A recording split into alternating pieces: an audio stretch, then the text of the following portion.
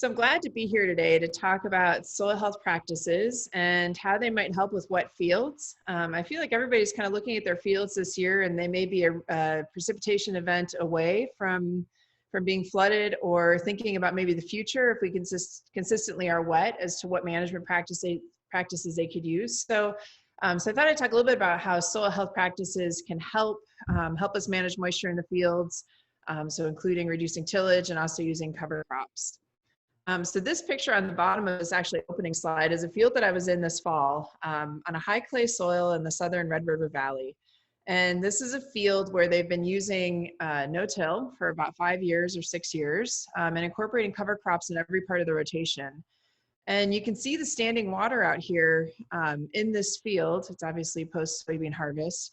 And then the tracks of where we drove across this field and actually through the standing water. And I can tell you, I love soil health, but I was kind of nervous driving across this field because I thought, boy, what if we get stuck? Or, as we went across the field, it was not a problem. We had great trafficability, and the structure of the field was set up really well. And so I wanted to share some of these experiences and things that I've seen over the past couple of years, in hopes that maybe they'll help you pick some of the practices that you may want to try on your farms if you have wet conditions. So here's that field again with cover crops, no-till, and actually it's not any tile installed under this field. And then across the road, we've got a field that does have tile installed in it, but is using full tillage, 2-crop rotation, and they also use tracks to harvest their soybean crop. And so these fields were harvested, they're literally right across the road from each other. They were harvested within a day of each other, and both had soybean, both have very similar soil types. I actually would argue that this field with the no-till is actually a more challenging soil than the one across the road.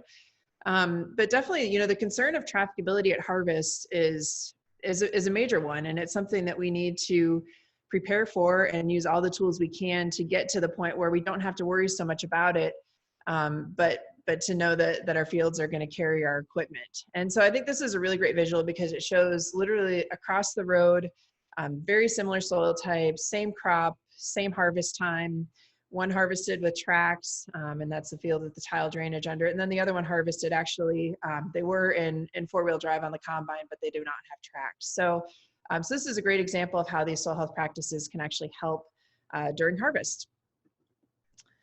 Here's another photo again from the southern Red River Valley, where we have 2 fields again that were harvested about the same time. Both were in soybean again in this year. I think this was 2018, and another wet fall for harvest. And this field on the left has been in no-till again for not a long period of time. It's not a 40-year no-till field. It's actually under 10 years, probably about 5 years. And again, cover crops included in rotation. And they harvested this field in 2-wheel drive, and they loaded all their trucks on the field and not on the road. So this is a really great example, again, of how structure is helping them build their soil so they have better trafficability, how the cover crops are adding roots, they're managing moisture. They're really helping in this situation to make it less of a headache at harvest. This field across the road was harvested with a combine with tracks on it. It has a corn soybean wheat rotation. I got to figure out how to go back. And you can see how they just squiggled around this field, and they had a really challenging time. You can see the ruts that were left in this field, and they loaded their trucks on the road. So again, soil health building practices really helping create a situation that's desirable at harvest. Here's another example of practices that are being used where cover crops are being flown on into soybean. So kind of a preventative approach where you fly in cover crops prior to leaf drop in soybean to get something green and growing underneath the crops that you're going to harvest.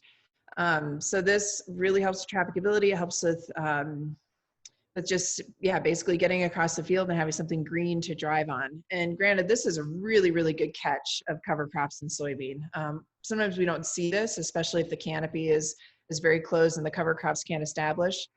This is on 15-inch row spacing, so they had a little bit of room in there for the cover crops to get going. And using this practice, I would really recommend selecting a cover crop that's going to stay low to the ground. So in this case, it's cereal rye. I think there's some radish in there and some dwarf Essex rapeseed and some flax. But all those are going to stay low to the ground, fairly low to the ground, and not interfere with harvest or stain any of the beans or anything. So, but this was a really great field, great catch of cover crops. Again, if you have the right conditions, you get a great catch when you broadcast.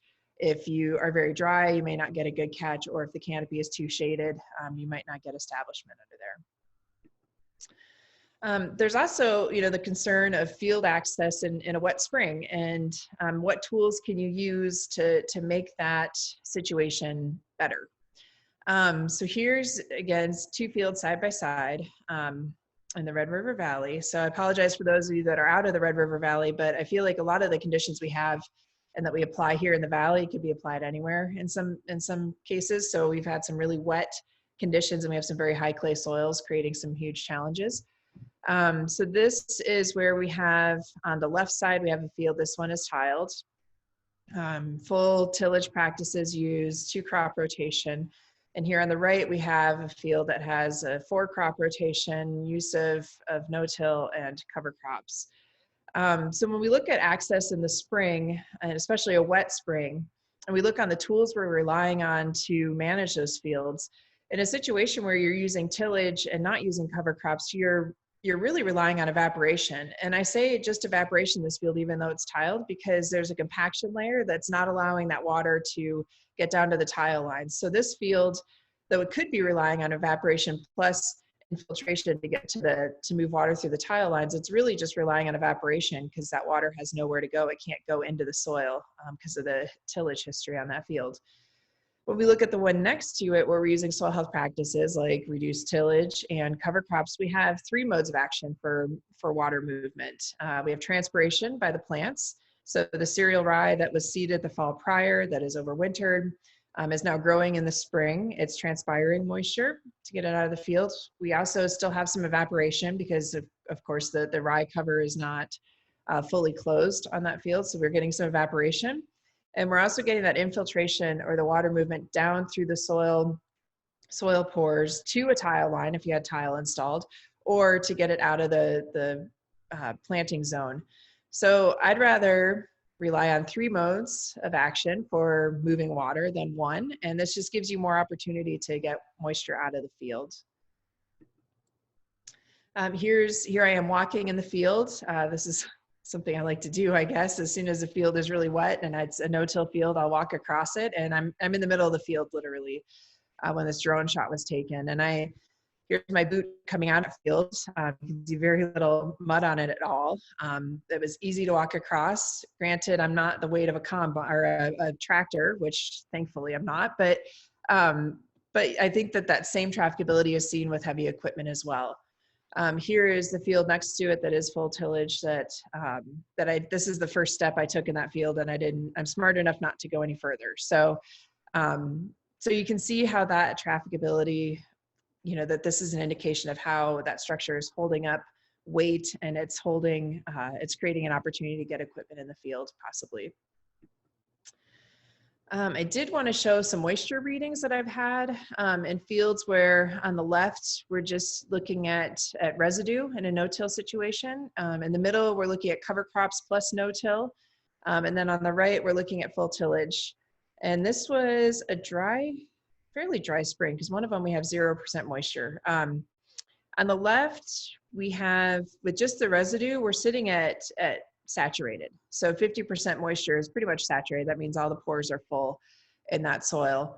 So you can see the residue it's doing its part to protect the soil, but it's not helping us manage moisture. And this must have been a wet condition if it was saturated. It's not helping us manage moisture in that wet condition. Here in the middle, if we add in a cover crop like cereal rye, which would be seeded the fall before, and then coming up, this would be in the spring, we can cut that moisture in half. By using a cover crop. And I think that gives a safety net maybe to going to no-till, knowing that you're going to have something there to help use the moisture. But also at the same token, it can be kind of dangerous, because if the rye uses too much moisture, you can get into a really dry seed bed. And so it's really important, if you're using cereal rye as a tool, that you don't just plant it and forget it. but to make sure that you're going back to check and see how much moisture is left and to terminate that rye with a herbicide if you feel like the moisture is, if the planting, or sorry, the seed bed is getting too dry. And then on the right here, we have, just this soil is very exposed to wind erosion. It didn't have any residue to protect it or keep moisture. It didn't have a cover crop managing moisture. You can actually see some of these dots back here, like this one is a seed. So it had been planted and now the seed is being exposed through wind erosion because the soil is just so dry and it was easily being blown away. So just a great example of how to manage moisture using, what it might be without cover crops, with cover crops, and then without residue or cover crops. So there's another concern, is the trafficability at planting, as we've kind of been talking about. So here's, seeding soybean into a living cereal rye. I really like this approach, and especially for high clay soils, because it gives you a chance to manage moisture. It improves trafficability.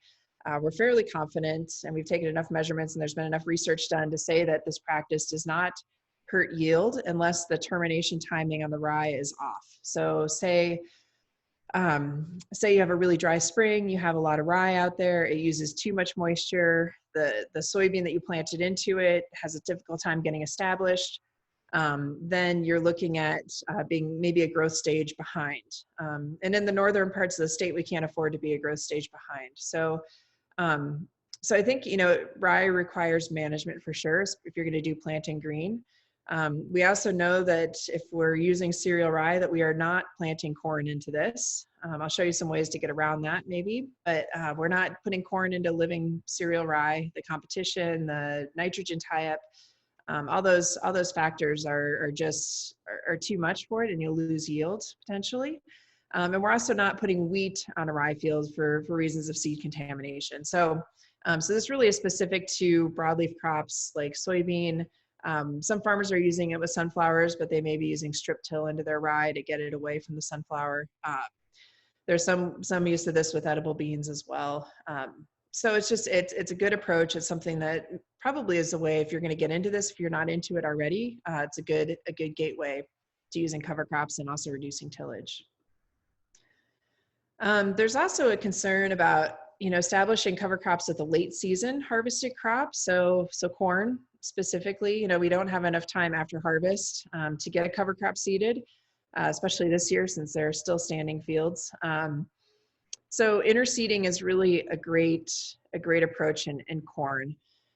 So here is another example. This is actually in a sandier soil right Jamestown. And you can see here on the left, we have a 30-pound rate of cereal rye that was broadcast into corn at side dress. And then on the right, we have a 60-pound rate. So you can see the difference in the rates. This field actually got hailed on 2 or 3 times in the growing season. So in a lot of ways, it was nice to have this rye there to compete with weeds, since the canopy was opened up and the soils were exposed. But I like the idea of looking at 2 different rates. And this farmer has since, they did this as did strips of it at first to try it out. And then they started adopting this practice to using the higher rates of rye broadcast into lower parts of the field where they may have higher clay or more moisture. And then on their sandier hilltops, they were, I think, got down to 10 pounds of rye that they were broadcasting at side dress time. So really customizing the rye that they're seeding or broadcasting to fit the soil types on the field and moisture management conditions. And so this is how it looked in the spring. So here we have on the hilltop, we're using 10 pounds that was broadcast, and then hit the lower part of the field or the side slope, we're using 60 pounds. So that's a really nice compromise to avoid using too much moisture in the spring, especially on sandier soils where you can't afford to lose moisture when rye really gets growing and cranking. So this is a nice way to get around that practice, or around that issue or concern, and to really customize for the field. And I don't think he created any kind of map for this. I think he just flipped the switch or adjust the rates as he was going across the field. He had a double tank on his side dress unit, so he could put rye in one tank and he could put the fertilizer in the other, and it worked really well for him.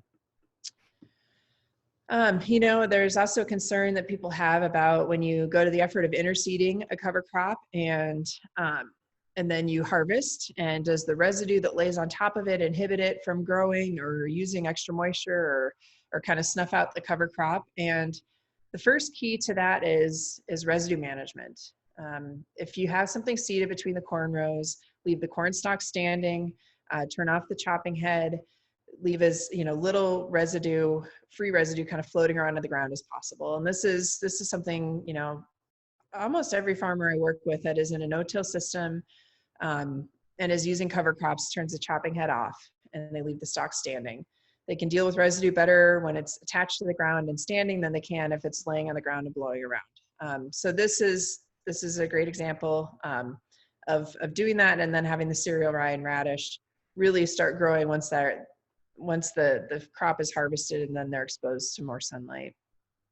But residue management, and all this really, residue management is key, and that should be your first consideration when using reduced tillage or cover crops. Here's another concern of using water and getting the soils to warm up with residue. So I think a lot of people that have wheat residue in the field can have this concern. We often talk about wheat as being a great place to include cover crops after harvest because of the time that we have to get that cover crop growing. But again, it starts with residue management. Make sure that you're cutting the wheat as high as you can if you're not using a stripper head, and make sure if you need to, you can run a drag across the field and just let it fill up with the residue and then dump it at the end of the field and remove it. There's ways to get around this. A stripper head is a nice option, and I don't think I have a picture of that, but it leaves the residue standing very tall, and it keeps the residue off the ground. But here we did what's called bio strip till, and it was a way to really, to basically plant cover crops on 30-inch row spacing and wheat residue to go to corn the next year. And we wanted to do that because the equipment we had, we could use residue managers to push the residue aside, to give a little bit of a black strip. We didn't, set them deep into the soil. We didn't want to cut into the soil. We just wanted to kind of push it aside and then replace that where the residue is pushed aside with a cover crop. And so here we have radish and faba bean and flax, and 30-inch row spacing, and this field went to corn the following year. This is another great way to cut back on the cost of your mix because you're not seeding it over the whole field, but you're just putting it in the strips where you're going to seed your next year's cash crop. So this is how those strips looked. This would have been in the fall after a frost. So the black residue in here is actually faba bean. And that's it's a legume. If you're going to use it, you should inoculate it. But the residue turns really dark and brown. And so initially when I look at this, I could almost mistake this for strip till because we can see our 30-inch row spacing, even as we kind of get over here and here and here. But it's a nice way to use residue to replace the mechanical tillage using strip till. And then if you look over here, we have actually chisel plow check strips. I'm going to show you some data from this on soil warming and moisture. But we had chisel plow check strips across the field. This is from the Share Farm project that we have down in Morton. So here, let's see, this is some data that Aaron Day and Nate Derby collected. And so I had we had temperature and moisture sensors in the soil pretty much all year. And one of the things that they did is they set up these sensors between the strips and just the residue. Within the strips where we had the cover crop seeded, and then we had sensors in the chisel plow strips. And I think they had them from 0 to 5, they had them at 5 centimeters and also at 15 centimeter depth. So we'll stick with a 5 centimeter because that's right at the surface. And I think that's where we really need these practices to work the most. So let's see, if we look here, the gray are the readings from between the strips. The orange is within the cover crop strip. And then the blue is actually just set at 0 because these are all relative to what it would be with a chisel plow. So we don't have the chisel plow readings, but we I don't know what you call it, normalized or whatever. We made these readings in reference to the chisel plow. And I had them just look at the fall because that's where the cover crop is growing and that's where we're using moisture and trying to manage moisture before going into winter. So if we look at the moisture content relative to chisel plow for the between strips, you can see that it's significantly higher. And if we look at it within the strips where we have the cover crops, look how much that dried the soil and made it more similar to the chisel plow than if we just had the residue. And so I think that this is a really great tool to dry those strips that we're going to plant into the next year, get some of that excess moisture out, and just really focus your cover crops on a single strip in the fall. If we look at the temperature in the spring, so these dates you can see are up till May. Their sensors were pulled at planting around May 15th, and then these are where the sensors are after. So again, orange is within the strips, the gray is between the strips under the residue, and then we have the chisel plow line here in blue. And if we look at before, there's really not much difference. There's no difference at all really within strips, cover crops, and the chisel plow. We do see differences in the residue and the relative to the chisel plow. So I think we're looking here that the residue would be colder, significantly colder than it would be in the chisel plow. If we move over to after planting, which the farmer thought this field planted great when he put it into corn, you can see that the end strips, underneath the cover crop strips, it's actually, it would be considered the same as chisel plow because we see it's not significantly different, but we see a really nice trend there. And then also between the strips with residue now, it's not different. And that may be because of the row cleaners that ran across. Well, no, that wouldn't have been run across there. That would be between where the corn was seeded. So we see things kind of even out after planting in May. But I think this is really promising to see some of these changes in temperature by using this practice. And then there are other ways to kind of establish strips if you're into that kind of thing. Here's where cereal rye was seeded in 30-inch row spacing, and then they came back in and planted between the rye rows. And before we were planting on the cover crop row, now we're planting between it. And this was an attempt to get the rye away from sunflower, which I think is what was planted in this field. You could probably do a similar thing with corn as well, but we have not tested that. But if you're insistent on planting corn into rye, then this is what I would do. I get the rye away from where you're going to be planting the corn. You could also use strip tillage or residue managers in the spring to kind of get that rye away from the corn roots or from sunflowers. Excuse me. There's also concern of using cover crops on prevent plant. And I think, given how wet we are this spring, I think we need to start thinking about prevent plant in some fields where we're going to have to use this. So I've seen a lot of different fields where we've used diverse mixes that are full season, then also monocultures or two species as a full season. And so let's take a look at some of that. First, I think you choose whether you're going to do a cover crop mix or use a monoculture based on your weed pressure in that field. And so you obviously want to start with a clean field. So you're going to make sure that you've done a herbicide pass, that the weeds are cleaned up, that you're not going to have a bunch of cover crops and weeds. And then you would either seed your diverse mix or a monoculture. If you have a really high weed pressure in a specific field, then you may want to just use a monoculture. So that, if you use a grass, so you can come back in with a broadleaf herbicide and manage that field throughout the growing season. That may be a good approach to use. If you have a field that has relatively low weed pressure, you could always do a cover crop mix, and it doesn't have to be expensive and the rates don't have to be very high. So here's an example of a radish, turnip, sunflower, O to P mix that was by the Enderlin area, $20 an acre. And I think I saw very few weeds in this field. They got great coverage. They're very happy. Again, their weed pressure on this field was fairly low to begin with. So they went with a diverse mix, and they got a really nice establishment. Here's that same farmer had another field where he had higher weed pressure, and he actually seeded cereal rye in the middle of the summer. And the nice thing about that is that cereal rye will stay very low to the ground because it needs vernalization to really sprout up and head out. So a 40 to 50 pound rate, $10 an acre, got the field covered, sprayed it with herbicide once after the cover crop was established. And then that rye started growing again this spring and managing moisture. So that was a really great tool on that field. And he felt like on that one, he didn't want to spend a bunch of money. And it was just, it was one that he wanted to be able to actively manage throughout the growing season. So So really picking the right cover crop mix for the field conditions for what you have going on. We have a lot more information on this on the NDSU Soil Health webpage, and I'm sure we'll be coming back later this summer once we get the rest of the crops planted. We have the PP fields left. We'll come back with some more information on this so that we can guide you in that in what you're going to use.